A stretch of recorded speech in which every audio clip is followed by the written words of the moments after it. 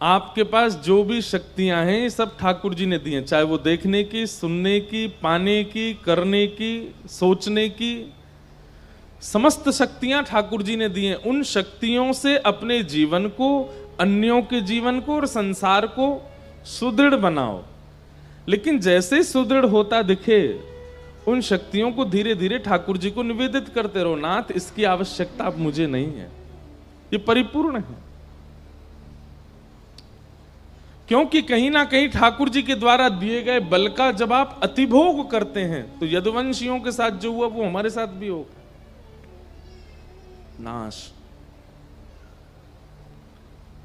मुझ में बोलने की शक्ति है, आप में कुछ करने की शक्ति है, कुछ किसी में कुछ सोचने की शक्ति है, किसी पर धन की शक्ति है, किसी में शारीरिक बल की शक्ति है।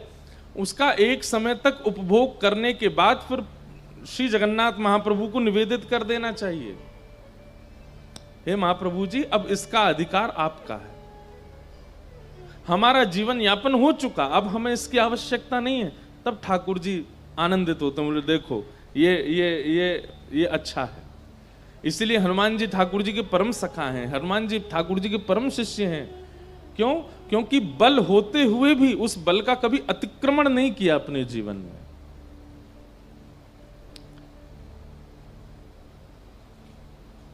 आपको पता है हनुमान जी महाराज कितने बलवान हैं, पूरा विश्व जानता है, सब लोग उसकी चर्चा करते हैं।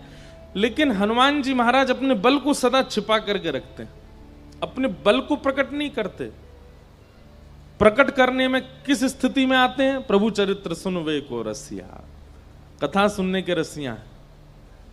हनुमान जी अति बलवान हैं, अति बुद्धिमान हैं, सर्वगुण संपन्न हैं, लेकिन ठाकुर जी की भक्ति से सारे गुणों को दबा के रखते हैं, उनको प्रकट नहीं होने देते। कई बार ऐसा होता है कि आप लोग जब ज्ञानी हो जाते हैं ना, या हम लोग ज्ञानी हो जाते हैं, तो हम अपने चाल चलन में भी ज्ञान को छलकाते रहते हैं। ज्ञानी व्यक्ति चल करके आता है तो उसके आव भाव, बैठना उठना, उसके रूप स्वरूप से पता चल जाता है कि ज्ञानी है। कोई व्यक्ति धनवान हो जाता है तो वो अपने कपड़ों को ही ऐसे पहनने लगता है कि सामने वाले को पता लगे कि मैं धनवान हूं। पर वैष्णव का स्वरूप है अपने समस्त गुणों को भक्ति के अंतर्गत छिपा के रखता है, उनको प्रकट नहीं होने देता। भले ही उसमें बहुत ज्ञानी है, बहुत ज्ञानी है, लेकिन जब बैठेगा तो ऐसा लगेगा इसको कुछ नहीं पता, ये अत्यंत अबोध है। हमारे पूज्य पिताजी महाराज के गुरुदेव, हमारे दादा गुरुदेव अनंत श्री विभूषित श्री रामानुज प्रपन्नाचार्य गुरु जी महाराज,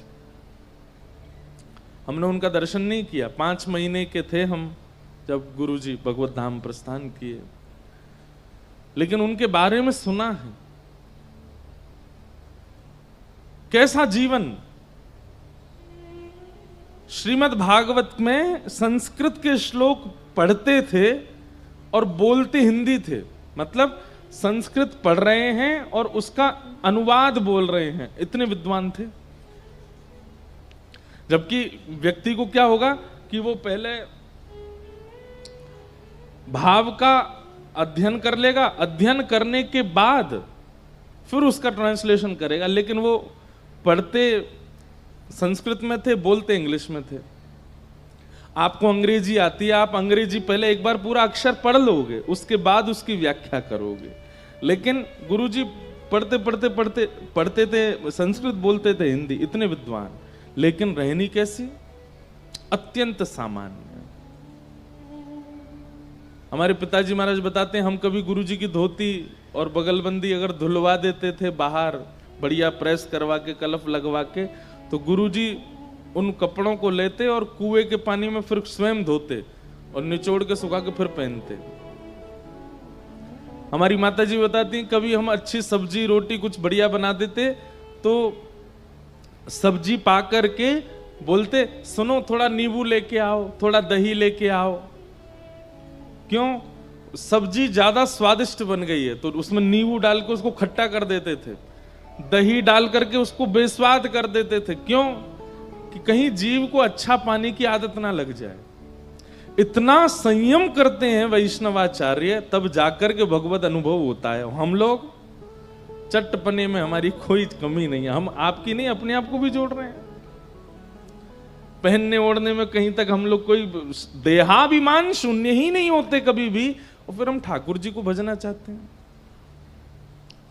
आप कहेंगे महाराज जी क्या भोजन करने वाले, अच्छे पहनने वाले को ठाकुर जी नहीं मिलते?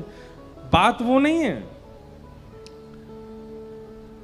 वैष्णव का स्वरूप ऐसा होता है कि वो स्वयं अच्छा ना खाए, ठाकुर जी को खिलाएगा। स्वयं अच्छा बन के ना रहे, ठाकुर जी को बनाएगा। स्वयं का श्रृंगार ना हो, लेकिन ठाकुर जी का होना चाहिए। वो श्रृंगार में मतलब जो संसार के व्यवहार अपने लिए विचार करते हैं, वो सब ठाकुर जी के लिए विचार करता है, अपने लिए नहीं। ये वैष्णव का स्वरूप है। वो अपने ज्ञान को, अपनी बुद्धि को, अपने बल को, सबको भक्ति के लेप में छिपा करके रखता है, उसको प्रकट नहीं होने देता।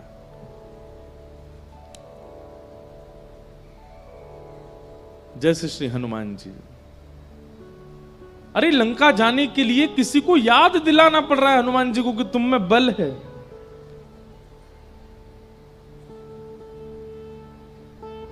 ऐसे श्री हनुमान जी क्यों? भक्ति में रमे रहते हैं, भक्ति में ओतप्रोत हैं। तो महाप्रभु जगन्नाथ जी की बड़ी कृपा है कि आप सब राउरकेला वासियों को ये कथा का अनुभव होता रहता है, पर वियोग आवश्यक है। तो अभी तो 2 साल वियोग नहीं है आपके पास, खूब कथा हो रही हैं, लेकिन फिर उसके बाद थोड़ा वियोग करना पड़ेगा। आइए आज के प्रसंग में प्रवेश करें। रुक्मणी जी के साथ ठाकुर जी का विवाह हुआ। हम अनेक बार अनेक कथाओं में इस बात को स्पष्ट कर चुके हैं कि रुक्मणी जी से ही क्यों विवाह हुआ, किशोरी जी से क्यों नहीं हुआ। देखो, अब प्रमाणित ग्रंथ भागवत में उसका वर्णन नहीं है, पर कई ऐसे रहस्यात्मक गूढ़ ग्रंथ हैं, उनमें ठाकुर जी के विवाह का प्रसंग है। अभी दत्त धाम नासिक में कथा थी, तो वहां हमने ठाकुर जी के विवाह महोत्सव की चर्चा की थी। कैसे ब्रह्मा जी ने आकर के ठाकुर जी का विवाह किया, आदि आदि सब विषय वहां कहे गए थे। उनका हमारे ब्रज के साहित्यों में और गर्ग संहिता, ब्रह्म वैवर्त पुराण आदि ग्रंथों में वर्णन है। लेकिन श्रीमद् भागवत में भगवान की बहुत अंतरंग लीलाओं को ज्यादा प्रस्तुत नहीं किया, क्योंकि अधिकारी और अनधिकारी का विचार किया है। लोग अधिकारी हैं कि नहीं। श्री राधा तत्व, श्री किशोरी जी का तत्व अत्यंत गूढ़ है, अत्यंत रहस्यमय है। आप लोग उनका नाम जपते हैं, आप लोग किशोरी जी का नाम सुनते ही खड़े हो जाते हैं, नृत्य करने लगते हैं, आनंदित हो जाते हैं, वृंदावन बरसाना दर्शन करने जाते हैं, पर उनके मूल तत्व को समझने की सामर्थ्य वो तो कोई सद्गुरु ही प्रदान कर सकते हैं। उनके मूल भाव को जानने की सामर्थ्य किशोरी जी साधारण नहीं है। उनका प्रादुर्भाव धराधाम पर ज्ञान, भक्ति, वैराग्य आदि के स्थापन के लिए नहीं हुआ है।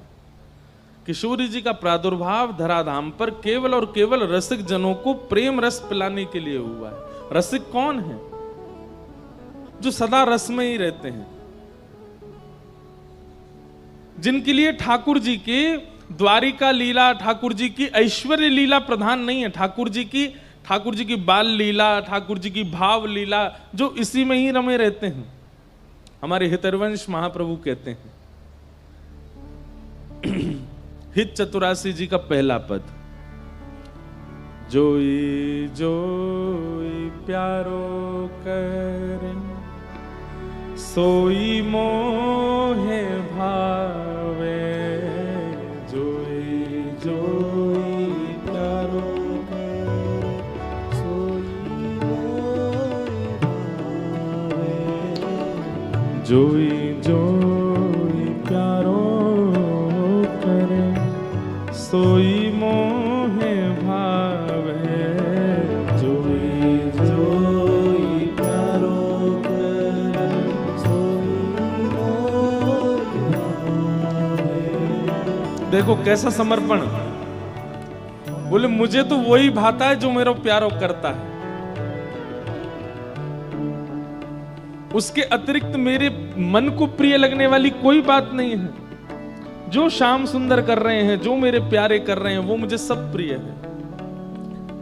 भावे मोहे जोई सोई सोई कर प्यारे, भावे मोहे जोई सोई कर। अब ऐसे भाव वालों के लिए हैं श्री किशोरी जी।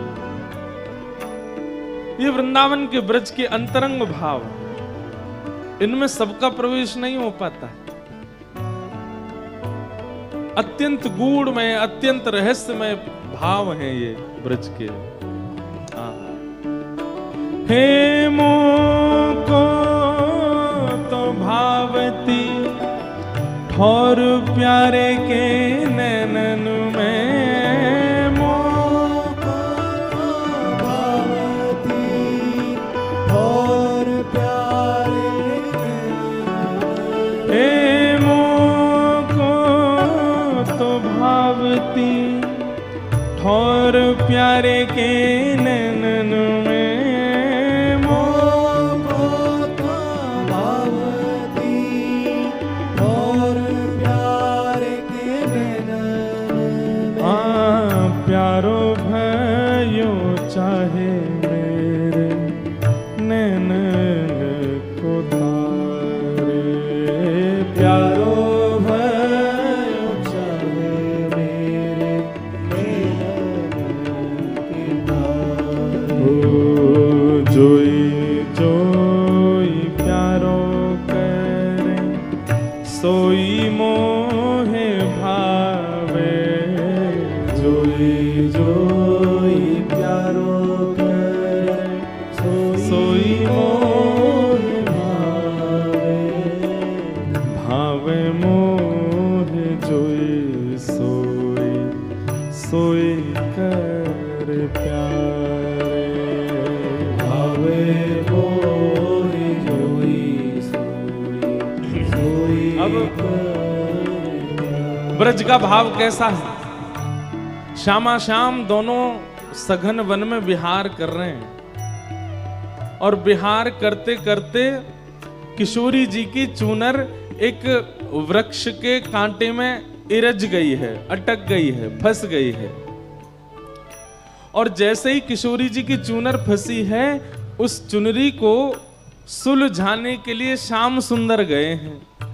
लेकिन जैसे ही श्याम सुंदर वहां गए हैं, श्याम सुंदर की काली कमली भी वही में इरज गई है। किशोरी जी भी इरज गई, ठाकुर जी की कमरी भी इरज गई। अब दोनों एक ही वृक्ष के पास खड़े हैं। सब सखियां दूर से निहार रही हैं, और दूर से निहार करके कई सखी कह रही, अरे ये दोनों श्याम सुंदर और किशोरी जी की देखो चुनरी और कमरी फंस गई है, चलो जाके याकू सुलझाए दो। तब बाकी सखी कह रही है, अरे तू काई को आगे जा रही है, तू रहन दे, इरजी रहन दे। इन दोनों ने इरझे दो सुरझत नाही, दोनों इरज गए हैं, सुलझ नहीं रहे हैं। गोपियां कह रही हैं, अरे ये दोनों अगर सुलझ जाएंगे तो कोई कहीं को जाएगा, कोई कहीं को, और फिर इनको देखवे के काजे सघन कुंज के भीतर जानो पड़ेगा। अच्छा है ना ये यहीं इरझे रहे, ताकि हम लोग यहीं बैठ कर के अपने नेत्रन से इनकी रूप माधुरी को दर्शन करते रहे। इरझे दो सुरझत नाही, इरझे रहने दो इनको, ताकि जब तक इरझे रहेंगे तब तक नेत्रों को दिखते रहेंगे। बंधुओं, जैसे हम संसारी जीवों के लिए दर्शन के लिए सुंदर माहौल का होना, सुंदर दृश्य का होना आवश्यक है, ऐसे ही ब्रज के रसिकों के लिए प्रिया प्रियतम ही दर्शन के अधिकारी हैं। नेत्रों से केवल उनको देखते हैं। जैसे हम संसारी जीव कानों से कोई भी संगीत गीत सुनने के इच्छुक होते हैं, ब्रज के रसिक जन कानों से केवल और केवल प्रिया प्रियतम के भाव सुनते हैं। हम संसारी जीवों को अपने जिह्वा से ना जाने कितने रसों के आस्वादन की इच्छा होती है, पर ब्रज के रसिक जन वे तो केवल प्रिया प्रियतम के प्रेम विलास का ही आस्वादन करते हैं।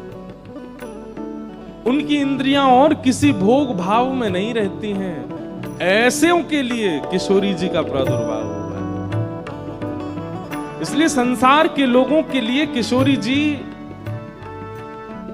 का श्रवण करना, स्मरण करना, ध्यान करना, ये सब ठीक है, पर उनको समझने की कोशिश भी मत कीजिए, क्योंकि वो तो रसिकों की चर्चा है, रसिकों को ही रहने दीजिए उसमें। क्योंकि अगर आप समझने का प्रयास करोगे तो इतना संसार जीवन में आ चुका है, किशोरी जी को समझने जाओगे तो अपराध बनेगा, आप समझ नहीं पाओगे। इसलिए जितना आचार्य चरण कभी कभी बता देते हैं व्यास मंचों से अपने प्रवचनों में, उतना बहुत है। जोई जोई प्यारो कर सोई मोहे भावे,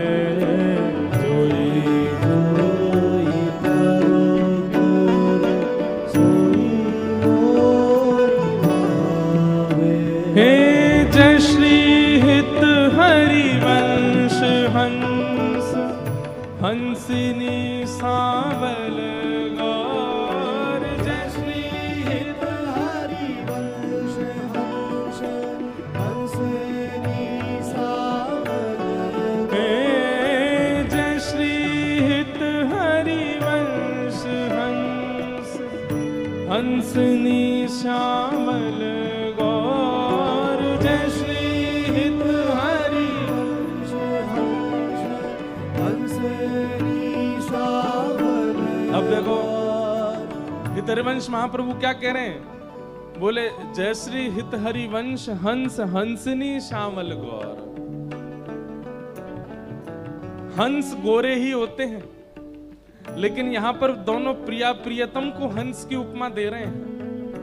अब श्याम सुंदर यदि हंस हैं तो वो तो सांवले सांवले हंस हैं, और ये दोनों हंस हंसनी जब प्रेम सरोवर में विहार कर रहे हैं तो हितरवंश महाप्रभु कह रहे हैं कि भैया नेत्रों से देख करके बताओ इस सरोवर की उपमा को कौन बढ़ा रहा है, गौर हंस या श्याम हंस।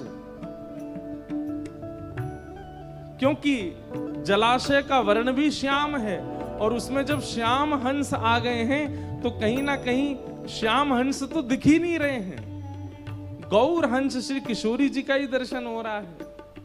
अरे बताओ तो इस सरोवर की तरंगों को सुंदर कौन बना रहा है, गौर हंस या श्याम हंस।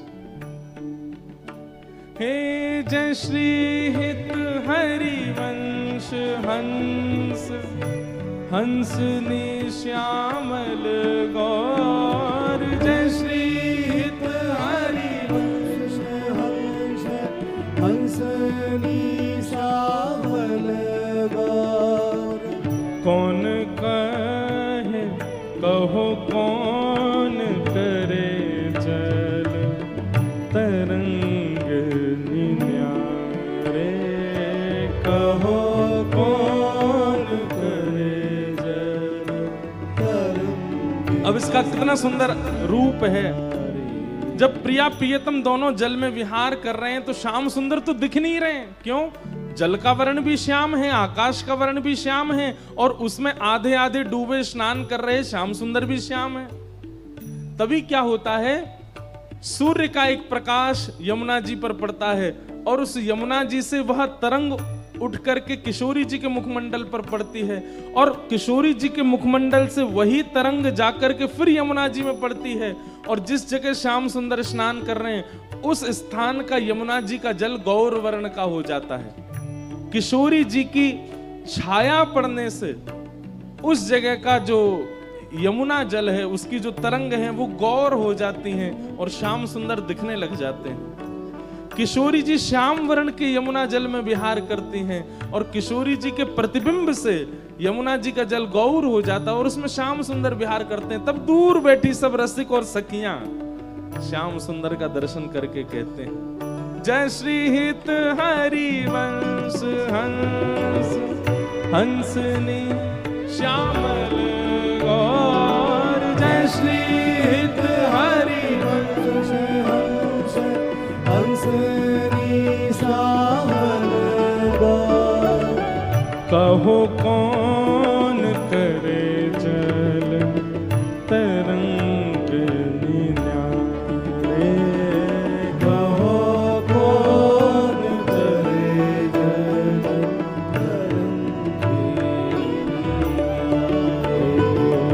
जोई जोई प्यारो करे सोई मोहे भावे।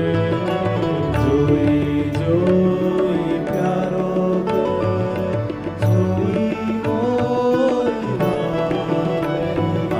भावे मोहे जोई सोई कर प्यारे। भावे मोहि जोई सोई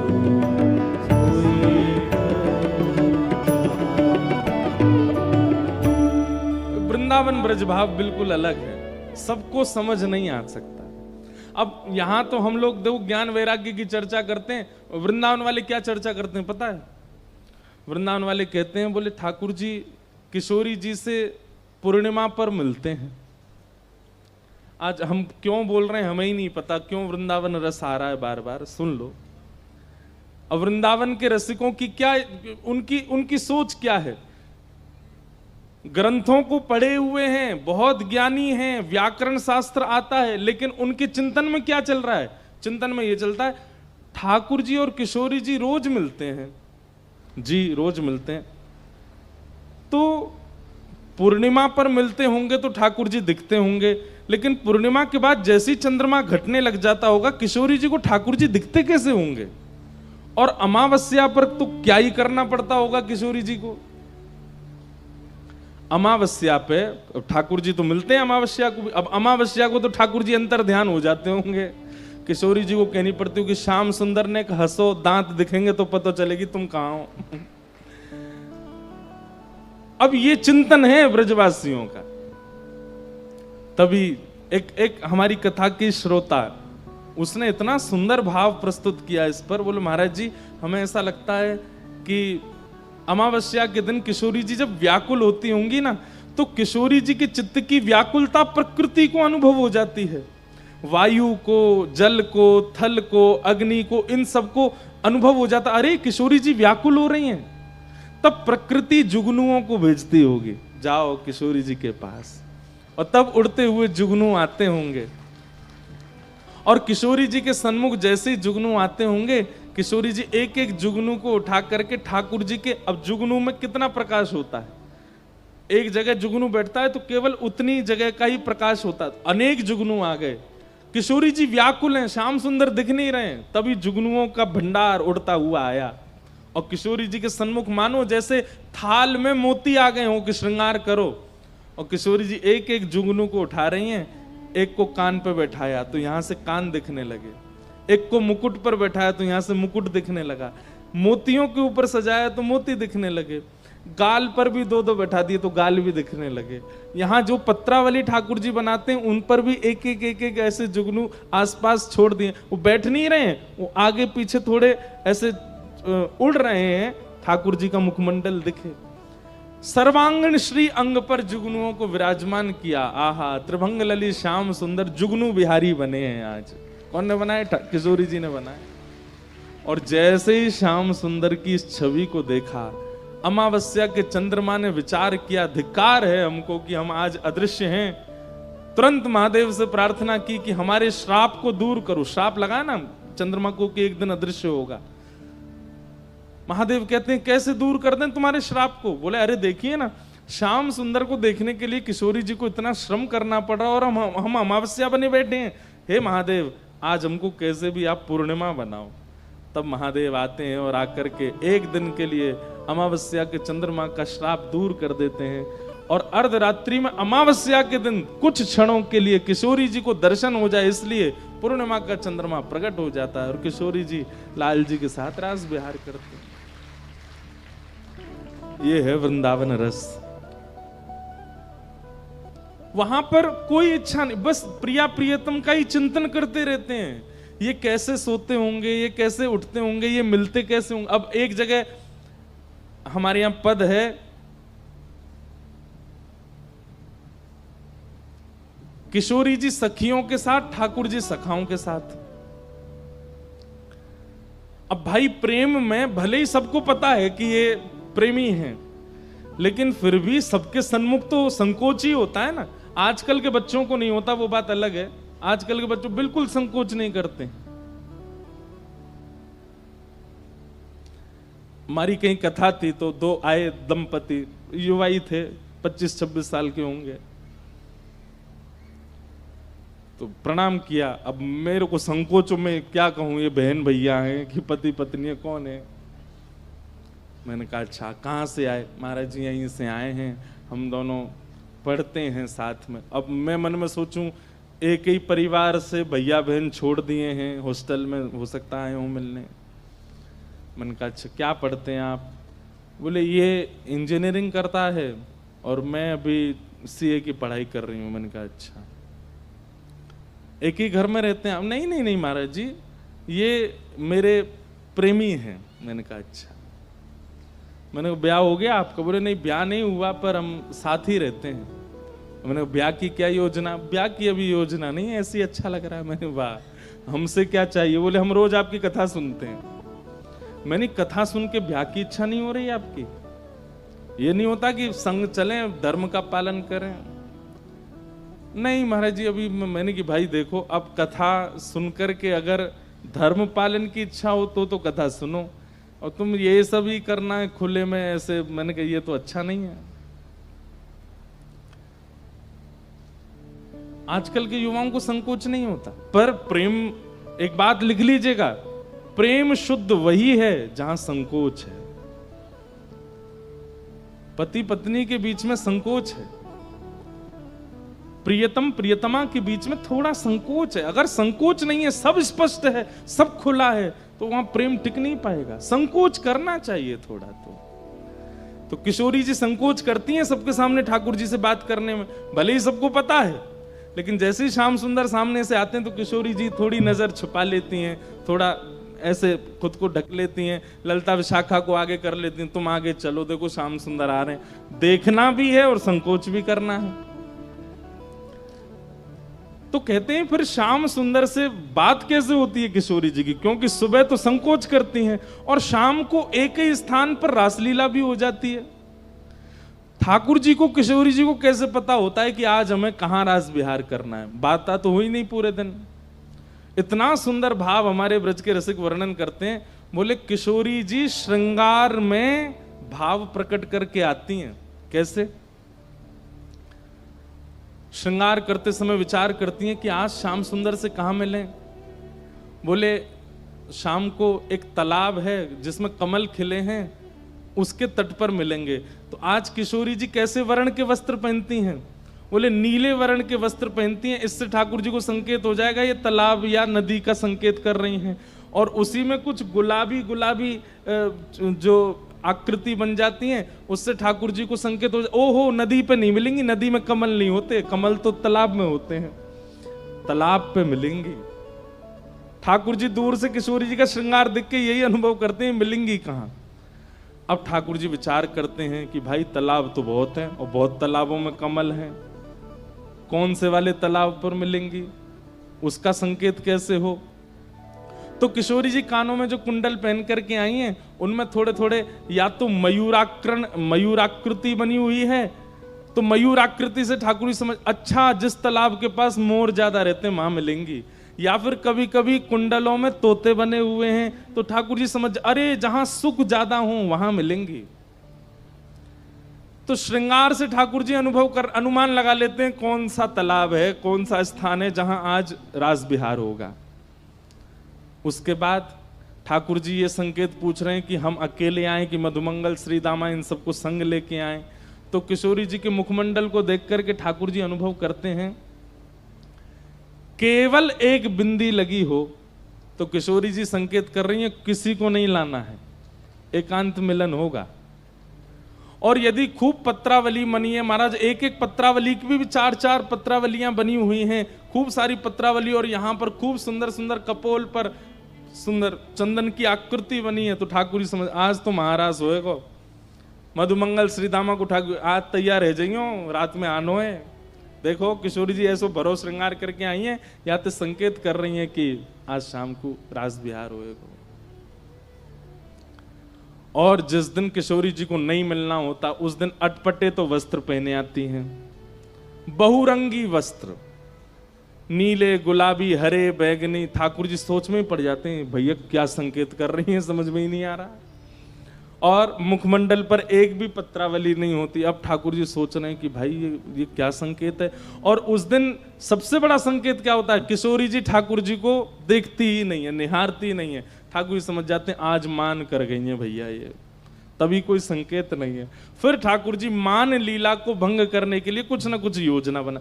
अब ये प्रिया प्रियतम का सुख विलास है जिसमें वृंदावनी सदा रमे रहते। बड़े बड़े ज्ञानी, बड़े बड़े वैरागी, बड़े बड़े विरक्त छके रहते हैं ऐसे भावों में। इसके लिए किशोरी जी का आगमन हुआ।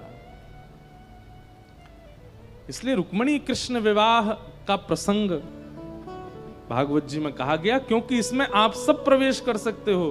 प्रिया प्रियतम के सुख विलास में सबका प्रवेश नहीं हो सकता।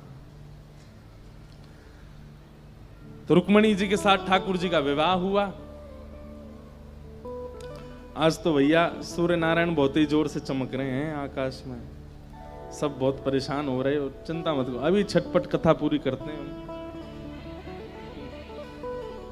नहीं, पजर जाओगे सबरे। ब्रजभाषा में जलने को बोलते हैं पजर गयो। क्या बोल रहे हैं, पजर गयो। तो भगवान के रुक्मणी जी के साथ में विवाह हुआ, क्योंकि मूल तत्व तो नारायण है। नारायण का विवाह लक्ष्मी से होता है। दूसरा विवाह ठाकुर जी का जामवती के साथ हुआ। तीसरा विवाह सत्यभामा के साथ हुआ। अच्छा एक बात बोले, आपको तो फिर भी इतने का हवा लग रही होगी, हमारे तो एसी बंद ही पड़े हैं, पता नहीं क्या हो गया इनको। अब हम ऐसे तो बोल नहीं सकते ठीक करो, तो ऐसे ही बता रहे हैं।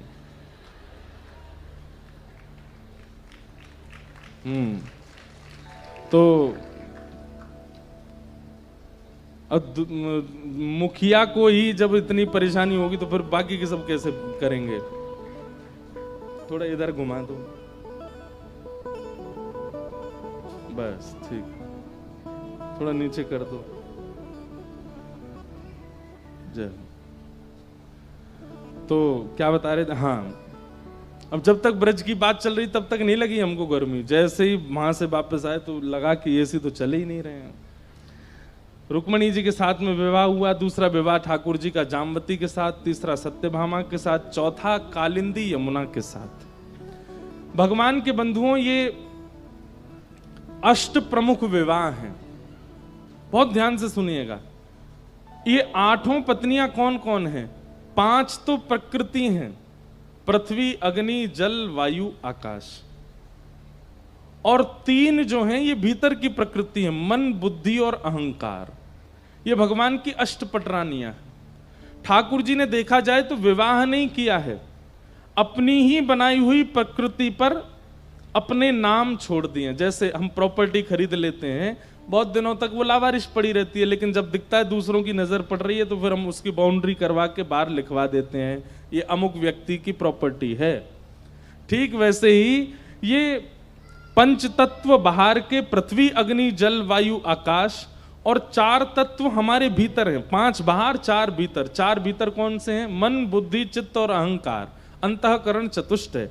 इनमें चित्त तत्व जो है ये परमात्मा है, तो बच्चे भीतर के 3 और बाहर के 5। ये भगवान की अष्टपटरानियां हैं। ठाकुर जी ने प्रकृति से विवाह किया। रुक्मणी जी जो हैं ये अग्नि तत्व हैं, यमुना जी जो हैं ये जल तत्व हैं, कालिंदी। सत्यभामा जो हैं ये पृथ्वी तत्व हैं। इसीलिए भौमासुर नाम के राक्षस को मारने के लिए ठाकुर जी गए, जो कि पृथ्वी का ही बेटा है। तो जब भौमासुर का जन्म हुआ तो पृथ्वी ने कहा, नाथ मेरे पुत्र को कभी मत मारना, क्योंकि किसी ज्योतिषी ने कहा कि आप उसे मारोगे। तब भगवान बोले, जब तक तुम नहीं कहोगे तब तक नहीं मारेंगे। पृथ्वी ही भगवान की पत्नी सत्यभामा बनकर के आई, और जब भगवान भौमासुर को मारने के लिए गए तो सत्यभामा ने ही आज्ञा दी, बोले नाथ इसको मार दीजिए। तब भगवान बोले तुमसे ही आज्ञा चाहिए थी, और भगवान ने भौमासुर का वध किया। तो पृथ्वी तत्व कौन? सत्यभामा। इस प्रकार ये अष्ट प्रकृति भगवान की अष्टपटरानी। अब आती है बात 16,100 कौन है? तो वेद मंत्रों में, उपासना कांड में जो भगवत उपासना के 16,100 मंत्र हैं, आपके हाथ में पुष्प दिया गया और पुष्प देकर के कहा गया वंशी धारण करने वाले परमात्मा का स्मरण करो। वंशी विभूषित करा नवनीर दाबात पीतांबरा अरुण बिंब फलाधरुष्ठात् पूर्णेन्दु सुंदर मुखा अरविंद नेत्रात् कृष्णात् परम किमपि तत्त्वमहं न जाने। भगवान श्री कृष्ण का स्तवन करने के लिए जिस मंत्र का उच्चारण किया गया, ऐसे 16,100 मंत्र कृष्ण उपासना के, वे सब भगवान की पत्नी बन करके आए और उनसे ठाकुर जी ने विवाह किया। तो देखा जाए तो किसी भी स्पष्ट जीव से ठाकुर जी ने ब्याह नहीं किया। अपनी उपासना के 16,100 मंत्र और अष्ट प्रकृति से भगवान ने विवाह किया। ये हैं 16,108 भगवान के विवाह हुए।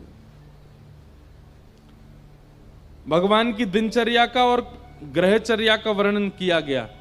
ठाकुर जी की दिनचर्या बताई गई। ठाकुर जी सुबह सुबह उठ जाते हैं भोर में, और भोर में उठ करके स्नान ध्यान करके सबसे पहले ठाकुर जी ध्यान में बैठते हैं। आप कहेंगे ठाकुर जी किसका ध्यान करते हैं?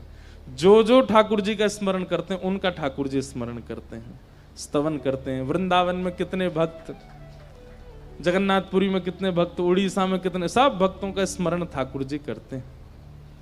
और सब भक्तों का स्मरण करने के पश्चात फिर ठाकुर जी अपने पांचजन्य शंख का नाद करते हैं द्वारिका में। पांचजन्य शंख के नाद के बाद भगवान गौशाला जाते हैं, गौ सेवा करते हैं, फिर आकर के बाल भोग पाते हैं। फिर अपनी स्वधर्मा सभा में बैठ करके द्वारिका में क्या हो रहा है क्या नहीं हो रहा सबका ब्यौरा लेते हैं। फिर मध्याह्न भोजन ठाकुर जी बड़े बड़े संत और जो आए हुए होते हैं द्वारिका में उनके साथ बैठ करके करते हैं दोपहर का भोजन। रात्रि में फिर ठाकुर जी एक बार द्वारिका भ्रमण के लिए जाते हैं और रात्रि में फिर परिवार को समय देकर उनके साथ प्रसाद पाके शयन करते हैं। इस प्रकार एक सामान्य सी दिनचर्या भगवान द्वारिकाधीश की बताई गई। ग्रहचर्या का वर्णन किया गया। ठाकुर जी घर में कैसे रहते हैं, पर्सनल लाइफ कैसी चल रही है ठाकुर जी की, इसका वर्णन श्री नारद जी महाराज ने किया। नारद जी बोले मैं ठाकुर जी के गृहस्थाश्रम को देखने गया कि ठाकुर जी पत्नियों के साथ कैसे रहते हैं। कहते हैं बोले ऐसे कोई गृहस्थी नहीं रहता होगा जैसे ठाकुर जी रहते हैं। रुक्मणी जी के भवन में मैंने जाकर के देखा कि ठाकुर जी बैठे हैं और रुक्मणी जी भोजन पवा रही हैं, ठाकुर जी बातें कर रहे हैं, बीच बीच में पाते हैं और एक एक ग्रास रुक्मणी जी को पवाते हैं। दूसरे भवन मैंने सत्यभामा जी के में जाकर के देखा तो ठाकुर जी सत्यभामा जी के केश गूंद रहे हैं। ऐसा प्रेम प्रवाह कर रहे हैं। जब मैं जामवती के कक्ष में गया तो वहां मैंने देखा कि ठाकुर जी अपने बालकों के साथ खेल रहे हैं और जामवती बड़ी खुश हो रही हैं देख करके। जब कालिंदी के कक्ष में गया तो ठाकुर जी भी सांवले हैं और यमुना जी भी सांवली हैं, तो ये दोनों एक दूसरे का श्रृंगार कर रहे हैं। नारद जी कहते हैं मैं इतनी द्रुत गति से दौड़ता था कि अगले भवन में ठाकुर जी नहीं मिलेंगे, क्योंकि वो तो कालिंदी के साथ हैं, वो तो रुक्मणी के साथ हैं। लेकिन अंत में मुझे पता चला कि ठाकुर जी तो 16,108 रूप बना के एक एक पत्नी के साथ एक साथ निवास करते हैं और सबको सुख देते हैं। अपने गृहस्थाश्रम का पूर्ण निर्वहन करते हैं। मैं परमात्मा हूं, मैं परब्रह्म हूं, मैं बहुत व्यस्त हूं, मैं समय नहीं दे सकता, ये व्यवहार नहीं है ठाकुर जी का। सबको समय देते हैं, सबके साथ उचित व्यवहार करते हैं। नारद जी ने भगवान के ग्रहचर्या का दर्शन किया। कहीं कहीं ठाकुर जी के कलह भी हो रहे हैं, वो भी नारद जी ने देखे। कैसे कलेश हो रहे हैं ठाकुर जी, जबरदस्ती लड़ रहे हैं ठाकुर जी। किससे लड़ रहे हैं? एक प्रणय कलह तो रुक्मणी जी के लिए ही आता है भागवत जी में। भगवान बोले ये कभी गुस्सा ही नहीं होती हम पे, ये रुक्मणी आज तक इतने साल हो गए हमारी शादी को, इसको गुस्सा क्यों नहीं आता है? तो एक दिन ठाकुर जी बोले रुको, हम इसको गुस्सा दिलाएंगे आज। तो भगवान बोले हे रुक्मणी जी, बोले जी आज बढ़िया दाल भात बनाना, हम शाम को आके पाएंगे। रुक्मणी बोली जो आ गया। और ठाकुर जी बोलते हैं तो और आनंद से बनाते हैं सब। 4-5 प्रकार के भात बनाए, केसर वाले भात, मीठे भात, नमकीन भात, सादा भात, दाल आदि बनाई। ठाकुर जी जैसे शाम को आए तो पहले ही सोच के आए कि मुझे लड़ना है रुक्मणी से। जैसे थाली पर बैठे तो रुक्मणी जी ने परोसा। ठाकुर जी बोले अब हमारा मन नहीं कर रहा भात खाने का, तुम तो रोटी बना के ले आओ। रुक्मणी जी अच्छा कोई बात नहीं अभी लाती हूँ, रोटी बना के लिए आई। लीजिए रोटी पर, अब रोटी का मैं पराठा बनाओ। रुक्मणी जी बोली पराठा बना देते, पराठा बना करके ले आए। सुनो देवी मुझे भूख ही नहीं लग रही, मैं तो सोने जा रहा हूं। रुक्मणी जी बोली कोई बात नहीं आप सहन कर लो, इतनी सुबह से बना रही हैं सब कुछ। लेकिन रुक्मणी जी को फिर भी क्रोध नहीं आया। ठाकुर जी पौड़ गए, रुक्मणी जी चरण दबाने लगी। थोड़ा धीरे दबाओ ना, बहुत तेज दबा रही हो। रुक्मणी जी धीमे धीमे दबाने लगी। अब अभी भी तेज दबा रही हो, और धीमे दबाओ। रुक्मणी जी बिल्कुल स्पर्श कर रही हैं। अरे मेरे पांव में दर्द हो रहा है, थोड़ा धीरे दबाओ। रुक्मणी जी हाथ ऊपर करके अपनी छाया से दबा रही हैं। ठाकुर जी कह रहे हैं नहीं मानोगी तुम अभी। बोले मैं स्पर्श ही नहीं किया, आप क्यों नाटक कर रहे हो इतना। अब देवी मुझे तो भूख लग रही है, मैं तो पाऊंगा। बोले चलो पालो। अंत में ठाकुर जी ने हाथ पकड़ा, तुम क्रोध क्यों नहीं कर रही हो हम पे, हम तुमसे इतना लड़ने का प्रयास कर रहे हैं, ये करते हो, तुम लड़ती नहीं हो हमसे। रुक्मणी जी कहती हैं जिसको श्याम घन प्राप्त हुए हों, जिसको ऐसा अमूल्य रत्न प्राप्त हो गया हो, उसकी हर अवस्था स्वीकार है। अभी चतुरासी जी का पद है, जोई जोई प्यारो करे सोई मोहे भाव। ठाकुर जी को जब किसी से अत्यंत प्रेम होता है ना तो ऐसे ही परेशान करते हैं, और व्यक्ति परेशान हो जाता है ना तो ठाकुर जी कहते हैं फेल हो गया। लेकिन उनके अनेक प्रयास करने पर भी सामने वाला परेशान ना हो। जैसे राखो तैसे रहूं, आप जो करना चाहो कर लो, हम परेशान नहीं होंगे। ठाकुर जी को वही प्रिय होता है। अंत तो गत्वा रुक्मणी जी के इस प्रेम को ठाकुर जी ने स्वीकार किया। रुक्मणी जी ने कभी क्रोध नहीं किया ठाकुर जी पर। और एक पत्नी है भगवान की सत्यभामा, वो 365 दिन में एक बार प्रेम से बात करती हैं ठाकुर जी से, नहीं तो डांटती ही रहती हैं। ठाकुर जी बहुत डरते हैं सत्यभामा से। लेकिन ठाकुर जी कह रहे हैं भैया गृहस्थ आश्रम, जैसे एक पत्नी में जितने गुण होते हैं ना, भगवान की 16,000 पत्नियों में अलग अलग हैं। एक गुण रुक्मणी में, एक गुण सत्यभामा में, एक गुण जाम्बती में, एक गुण कालिंदी में। लेकिन ठाकुर जी कहते हैं सर्व गुण होने चाहिए गृहिणी में। उससे भय भी होना चाहिए, उसके प्रति प्रेम भी होना चाहिए, उसके प्रति सम्मान भी होना चाहिए, उसके प्रति आदर भी होना चाहिए, उसके प्रति दासत्व का भाव भी होना चाहिए, उसके प्रति प्रभुत्व का भाव भी होना चाहिए। सब भाव भगवान अपने गृहस्थाश्रम में जी रहे हैं, आनंद कर रहे हैं। तभी पांडवों ने राजसूय यज्ञ किया, भगवान को आमंत्रित किया। ठाकुर जी जरासंध के यहां गए, जरासंध को वध करवा करके भीम से 20,000 राजकुमारों को वहां बंदी थे, वहां से मुक्त करवा करके राजसूय यज्ञ में गए। और वहां जाकर के राजसूय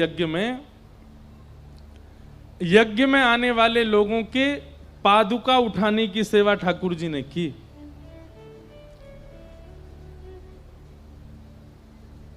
यज्ञ में जबकि अग्र पूजा भगवान की थी, भगवान को ही प्रधान पीठ दी गई थी, लेकिन फिर भी ठाकुर जी यज्ञ में एक सेवा लेते हैं।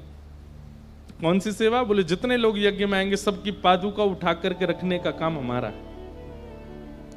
ये देख करके सब आनंदित हो गए। बोले नाथ, जीवन में वर्सेटाइल होना कोई आपसे सीखे। आपको दुनिया प्रभुत्व प्रदान करती है, पर आपका जो स्वरूप है, आपका जो स्वभाव है, वो सबके चित्त को मोह लेता है। भगवान का विष्णु सहस्त्र नाम में एक नाम आता है मान देना। ये दूसरों को मान देना जानते हैं। ठाकुर जी का स्वभाव क्या है? क्रेडिट्स दे देते हैं, करने के बाद भी सब कुछ आपको दे देंगे।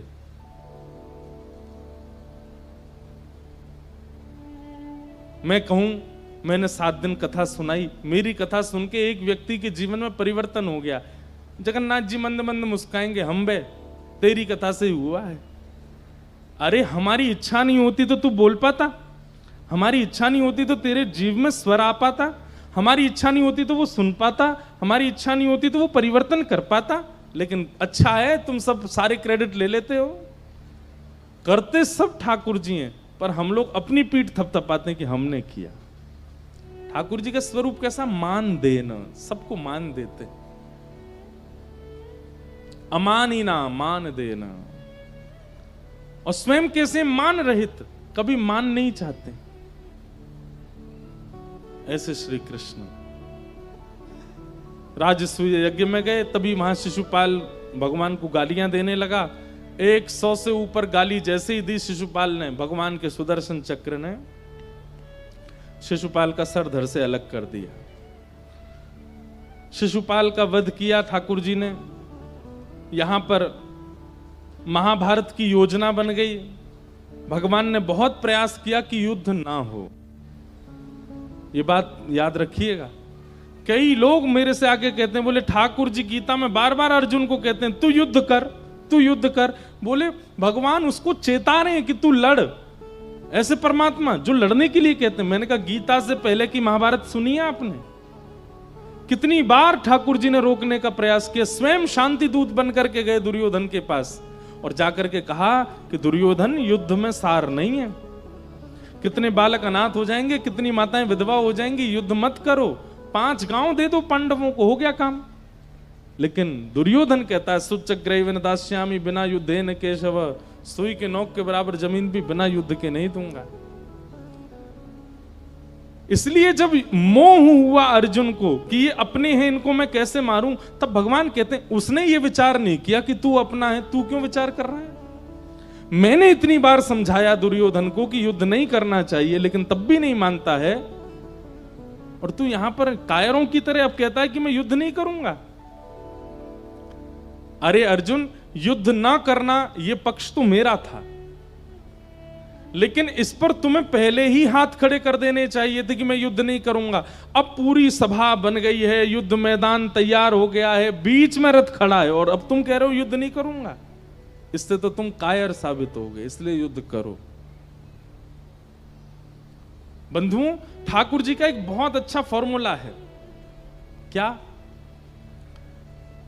आगे का पहले ही विचार करके सावधान हो जाओ। अगर पहले सावधान नहीं हुए और आगे पहुंच चुके हो तो फिर वहां से वापस मत आओ, आगे चलो। समझ में आई बात? आगे का पहले ही विचार करके सावधान हो जाओ, सावधानी बरतो। लेकिन पहले सावधान नहीं हुए और आगे बढ़ चुके हो तो अब पीछे मत आओ, अब आगे ही बढ़ो, और आगे और सावधानी कैसे रख सकते हैं उसको करने का प्रयास करो। ठाकुर जी कहते हैं कुछ गलत करने से पहले सोच लिया करो कि इसका परिणाम क्या होगा, और अगर आपने परिणाम नहीं सोचा है, गलत करने लग गए हो, तो फिर गलत स्थिति में आकर के अब वहां कायरों की तरह रोइए मत कि मैंने क्या कर दिया, मुझसे अपराध हो गया, मैंने ऐसा नहीं किया होता तो अच्छा रहता, मैंने पिताजी की बात मानी होती तो। अब रो मत वहां पर। अब जो बिगड़ गया है आगे कैसे संभलेगा उसका विचार करो। ये ठाकुर जी का फॉर्मूला रहता है। स्थिति से बचने वाले और भागने वाले ठाकुर जी को प्रिय नहीं है। स्थिति में डट कर के युद्ध करने वाले, उससे जूझने वाले, उसको सॉल्व करने वाले ठाकुर जी को प्रिय होते हैं। भगवान ने अर्जुन के साथ वो करके दिखाया। महाभारत का युद्ध आदि सब हुआ। फिर भगवान के परम भक्त श्री सुदामा जी का चरित्र आया। कृष्णस्यासीत् सखा कश्चित् ब्राह्मणो ब्रह्मवित्तमः विनक्तेन्द्रियार्थेषु प्रशांतात्मा जितेन्द्रिय। भगवान के एक परम सखा हैं जिनका नाम है श्री सुदामा जी महाराज। सुदामा जी 3 गुणों से युक्त हैं। बहुत ध्यान से सुनिएगा। सखा में 3 गुण होने चाहिए। थोड़ी देर और सुनो। वाह अपने आप ही बरस रहे हैं। वो जब किसी के यहां जाते हैं ना, वो ऐसे घुमा के पटाखे फोड़ते हैं। ऐसे कथा के विश्राम में जगन्नाथ जी फोड़ रहे हैं ऊपर से, कहां से आ रहे हैं। तो भगवान के परम सखा श्री सुदामा जी में 3 लक्षण हैं। विरक्तेंद्रिय, प्रशांतात्मा, जितेंद्रिय। अगर ठाकुर जी के प्रति किसी का सख्य भाव है, आप जगन्नाथ जी को अपना सखा मानते हो, तो 3 लक्षण आपके अंदर होने चाहिए। सबसे पहला, विरक्त इंद्रिय। अपनी इंद्रियों को केवल और केवल भगवत प्रसाद ही प्रदान करो। कितनी इंद्रियां हैं शरीर में? 10। आंख, नाक, जीव, कान, त्वचा, मुख, हाथ, पैर और 2 गुप्त इंद्रिय। इन 10 इंद्रियों को केवल भगवत आस्वादन कराओ, यह प्रथम लक्षण। मतलब अगर कोई कितना भी अच्छा गा रहा है लेकिन भगवत संकीर्तन नहीं है, मत सुनिए। कोई कितना भी अच्छा बना रहा है लेकिन भगवत प्रसाद नहीं है, तो मत पाइए। कोई कितनी भी सुंदर जगह ले जा रहा है लेकिन उस सुंदर स्थान पर ठाकुर जी नहीं है, तो मत देखिए। भगवत विमुख कोई भी वस्तु का आस्वादन अपनी इंद्रियों को मत करवाइए। और गलती से अगर किसी ऐसी वस्तु का आस्वादन होता है, तुरंत नेत्र बंद करके उस वस्तु में ठाकुर जी का भाव रखो। बिना भगवत प्रसाद के, प्रसाद का मतलब केवल जीव से ही भगवत प्रसाद लेना नहीं होता, प्रत्येक इंद्रिय से भगवत प्रसाद। हम देखें भी केवल भगवत भक्तों को, हम सुने भी केवल भगवत भक्तों को, हम पावें भी केवल भगवत भक्तों को, हम मिलें भी भगवत भक्तों से, हम जाएं भी भगवत स्थानों पर। किसी ने डोंगरे जी महाराज से पूछा, 2 गुप्त इंद्रियों से भगवत भजन कैसे हो सकता है?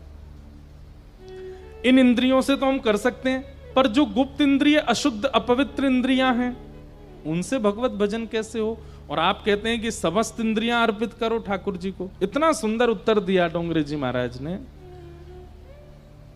महाराज जी कहते हैं, बोले जैसे सुबह उठते ही घर की माताएं पूरे घर को स्वच्छ करती हैं, झाड़ू लगाती हैं, पोंछा करती हैं, बिस्तर संवारती हैं, जो भी खराब है घर में सबको ठीक करती हैं, ठीक वैसे ही ये देह देवालय है। इस देह में जगन्नाथ जी विराज रहे हैं, मेरे अंदर ठाकुर जी रहते हैं।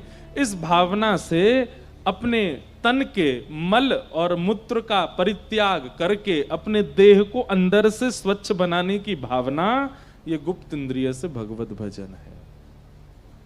प्रत्येक इंद्रिय भगवत भजन में लग सकती है।